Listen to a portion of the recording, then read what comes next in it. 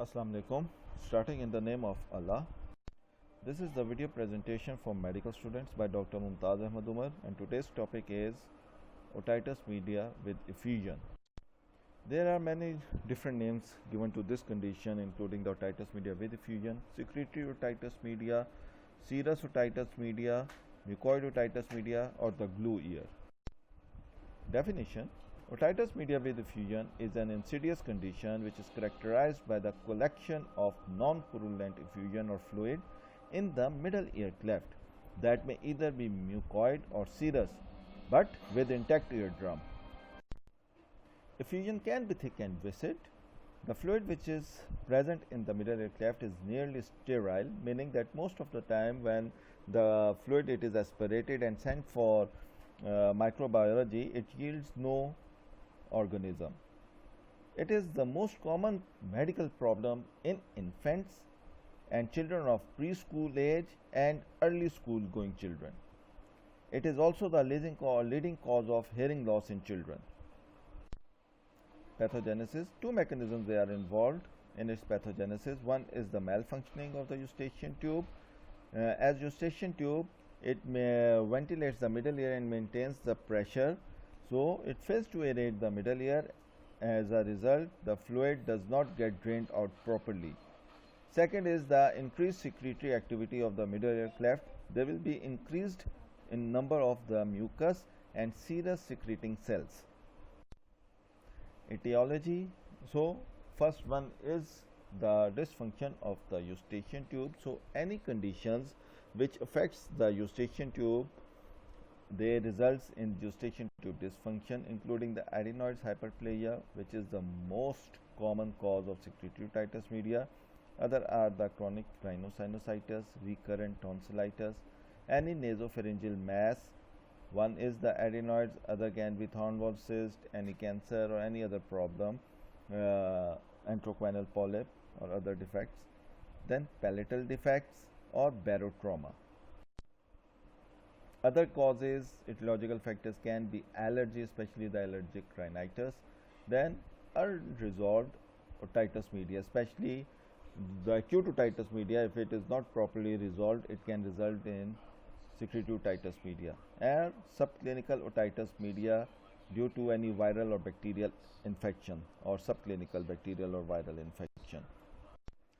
So eustachian tube dysfunction: what happens whenever there is anatomical blockage, either due to inflammation which occurs secondary to allergies, upper respiratory tract infection, or trauma. The negative pressure, because of the blockage of the eustachian tube, there will be negative pressure in the middle ear, which leads to the transudation of fluid from the mucosa, and because the tube is blocked, so this fluid which is drained from the mucosa, it will release from the secreted from the mucosa, it will be not drained out, and there will be accumulation of this serous sterile effusion in the middle ear, causing the conductive deafness. So if you see the eustachian tube of an infant and adult, there will be slight difference. That's why the disease is very much common in infant.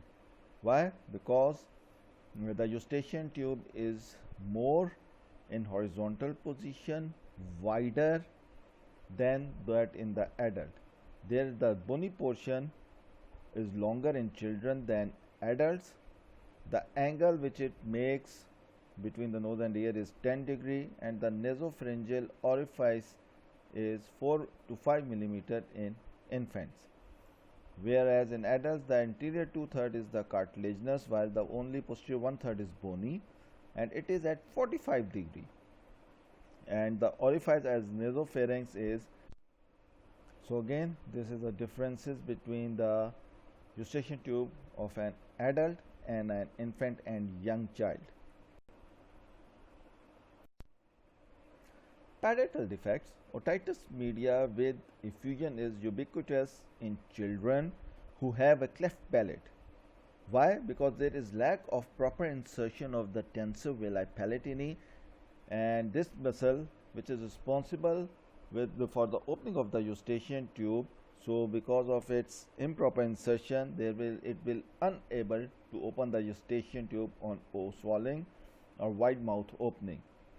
So the functional failure of the tube eventually results in otitis media with effusion. So unresolved otitis media, it occurs during the resolution of the acute otitis media, especially when it is not treated properly.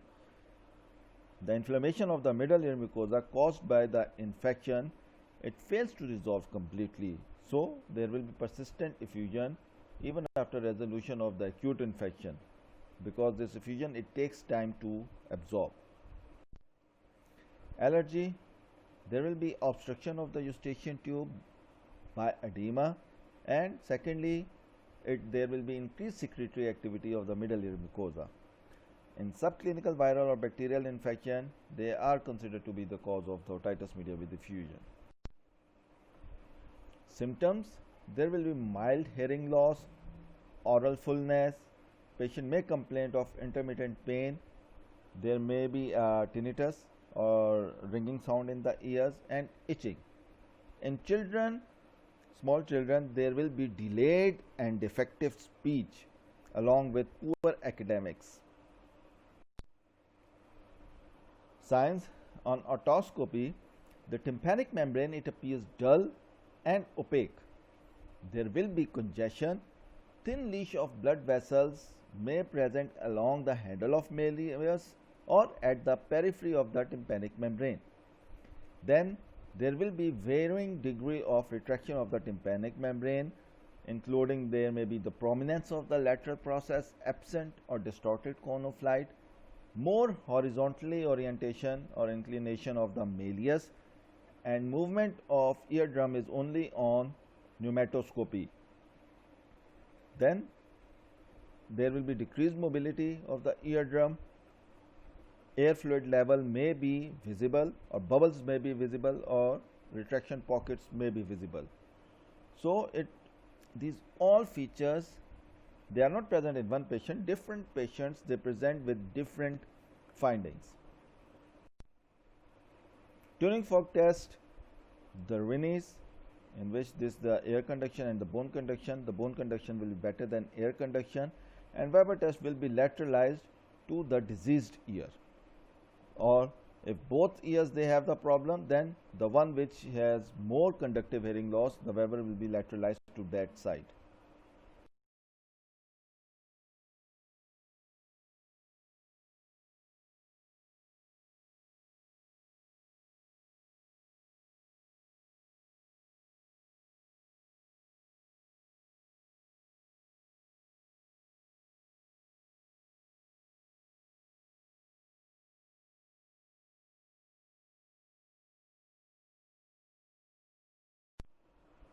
So in history, parents may notice that the television volume is too loud, or the child sits too close to the television. The child usually not respond when called, and often asks, what happened, what is this, why you are calling me. There will be poor performance of the child at the school, and there may be behavioral issues and problems. So this is the proper positioning for ENT examination of a child. The parent or the guardian hold the child in the lap with the back towards the chest, and one hand holding both the hands, the other hand holding the head and the legs between the two legs of the attendant. Okay, and this is the proper way of holding the otoscope like a pen. The ear you are examining, the otoscope is held in that hand, meaning for right ear the otoscope is in the right hand, and for the left ear the otoscope will be in the left hand. And this is the normal eardrum, how it looks. This is the normal eardrum. We divide this eardrum into two. This is the two compartments. This is the pars flaccida and this is the pars tensa. This is the handle of malleus and this is the lateral process. So when it is retraction, it becomes more, the handle or the lateral process becomes more prominent, and it is in slanting position, it becomes more horizontal. and this is the cone. So this is the retracted eardrum. This is the lateral process which is more prominent. Cone of light is absent. The eardrum is pushed backward. Again, in this picture you see there is the blood vessels, thin leash of blood vessels along the handle of malleus and at the periphery, and here there is retraction. This cone of light is not normal, which you have visualized in the last picture. It is distorted and it is all dull and opaque, and there is accumulation of fluid behind this. This is another picture in which there is too much prominence of the lateral process. This is the retraction pocket, and it's all, this is the incus and the stapes suprastructure which is incudostapedial joint. This area is, this joint is usually not visible or visible in very thin tympanic membranes. Okay, so this area is little dangerous area. Later on I will tell you why. So the pars tensa, it is further classified or divided into 4 quadrants along the handle of malleus, and the vertical line is drawn along the handle of malleus and the horizontal line along the umbo. So this is antero-superior, antero-inferior, postero-superior and postero-inferior quadrants. In this diagram you see the air bubbles. The bubbles, they are visible and fluid is behind this. Again the bubbles are there, and here it is the fluid level.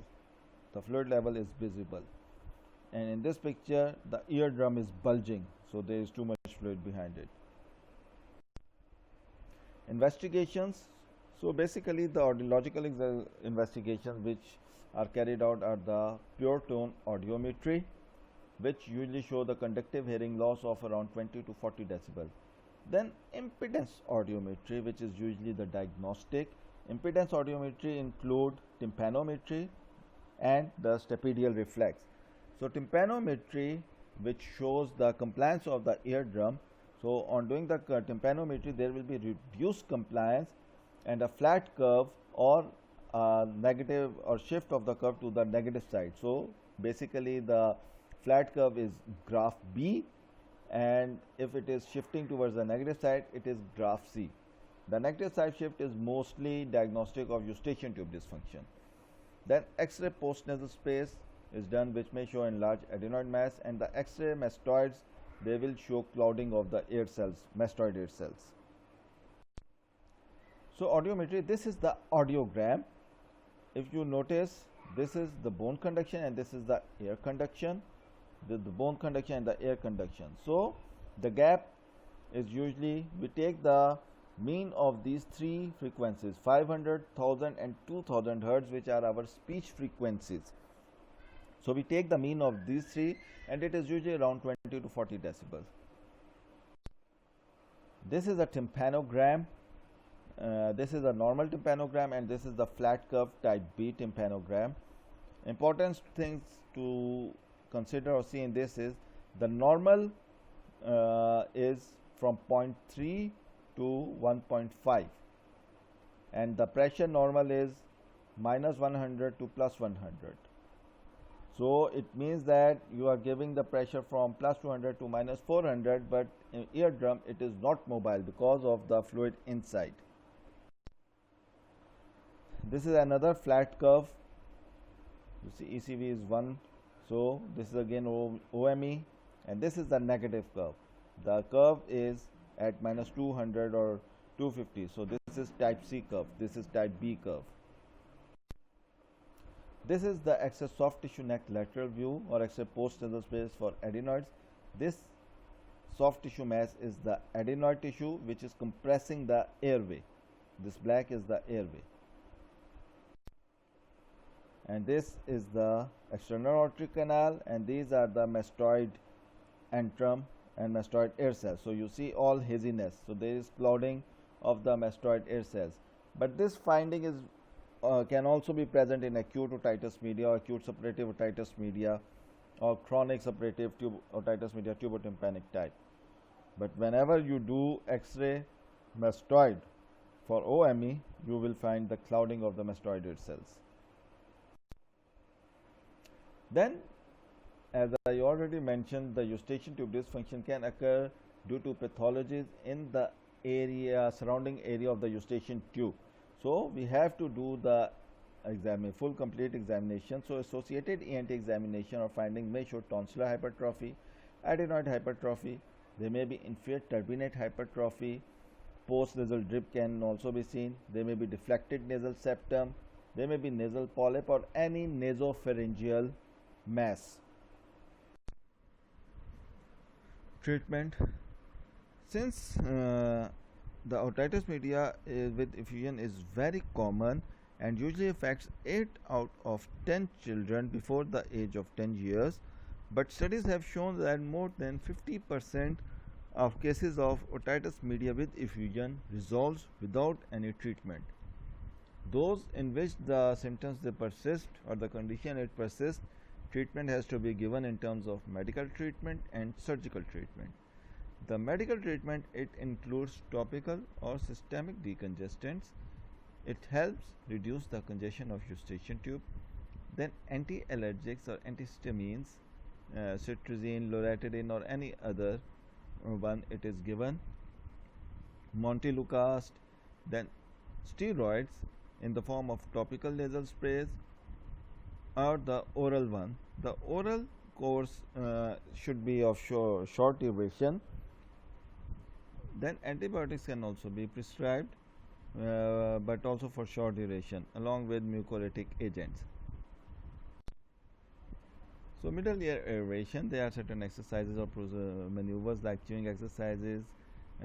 Patient is advised to chew the bubble gum, Valsalva maneuver or auto inflation by a balloon. The auto vent balloon device, it is a non-surgical drug-free auto inflation device which uses a specially pressurized balloon to open the eustachian tube. The child, it flows the one nostril and blow out the air inside the balloon, and then this will help open up the eustachian tube and drainage of the fluid. The surgical treatment, it includes laryngotomy with aspiration of fluid, but this has little value as the fluid it will accumulate. And this aspiration, as I already mentioned in the start, when sent for culture and sensitivity, rarely yield any microorganism. The best treatment is laryngotomy with grommet insertion. The grommets are the ventilation tubes which help aerate the middle ear. Then cortical mastoidectomy in some cases has to be carried out, especially in those in which there is failure of the ventilation tubes. Then surgery of the associated contributory diseases in terms of adenoidectomy with or without tonsillectomy has to be carried out. So this is laryngotomy, making a hole in the eardrum. So this is the hole. As I already mentioned, this hole is made best in the antero-inferior quadrant. If the fluid is too much thick, then you may have to make an other incision in the posterior-inferior quadrant so the fluid can be sucked out. But never in any case the incision should be made in the posterior-superior quadrant.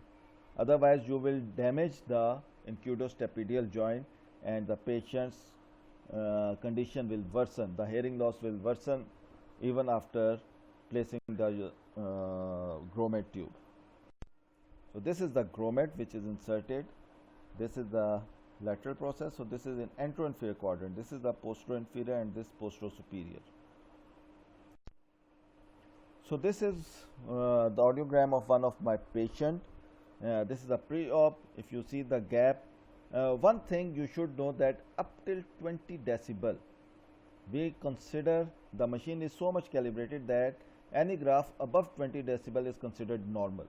So here you see the air condition graph is below 20 decibel. There is a 20 to 40 decibel. But this is the post-op picture, post-op audiogram. It becomes normal after placing the grommet's tube. So adenoidectomy can also be very helpful in cases where adenoids they are enlarged. So what happened if the OME is not treated properly? So sequelae of OME, there will be recurrent acute otitis media. If the secondary bacterial infection occurs in OME, then it will lead to recurrent acute otitis media. Then there may be adhesive otitis media or the tympanic membrane atelectasis. There can be necrosis of the ossicles, especially the long process of incus. Then there can be tympanosclerosis, retraction pockets, and CHOLESTEATOMA can also develop, or there may be formation of cholesterol granuloma. So this, you see, this is the tympanosclerosis, which is chalky white deposits, and this is not the perforation, it is retraction pocket. This whole posterior quadrant, it is plastered, adhesed on the medial wall. So you see, you can easily visualize the ossicles, the long process of incus, and this the stapes suprastructure, and this is the promontory, and here is the round window. Again, this is the atelactic. This is more, it is almost completely plastered, because once this condition it comes, it is usually, there is no place where you can insert the ventilation tube. So this is irreversible. All the ossicles, the tympanic membrane is plastered with the medial wall of middle ear. This is pars tensa, this is pars flaccida. So the CHOLESTEATOMA is always present in this attic part or the pars flaccida. This is the cholesterol granuloma. Due to this hemosiderin, it gives rise to bluish color, but it is not necessary that it is present in every cases of cholesterol granuloma. So conclusion is, otitis media with effusion is a common disease in childhood and is closely related to various risk factors and may result in serious morbidity in the form of delayed language development and poor performance at school due to hearing loss, and it should be treated as early as possible. So in the last, there is one scenario with which the patients, they can present like this. A 5-year-old child was brought to OPD by his mother with history of mouth breathing, snoring with apneic attacks. So these features, they are pathognomic or diagnostic for adenoid and tonsillar hypertrophy. Then recurrent pharyngitis for last 2 years. He has difficulty in hearing for last 6 months. Both tympanic membranes were dull. What is the most probable diagnosis? So most likely diagnosis will be secretory bilateral otitis media with infusion secondary to adenoid hyperplasia. Tuning fork test, how will you treat, what complications if not treated? So this how the scenario can come. So thank you.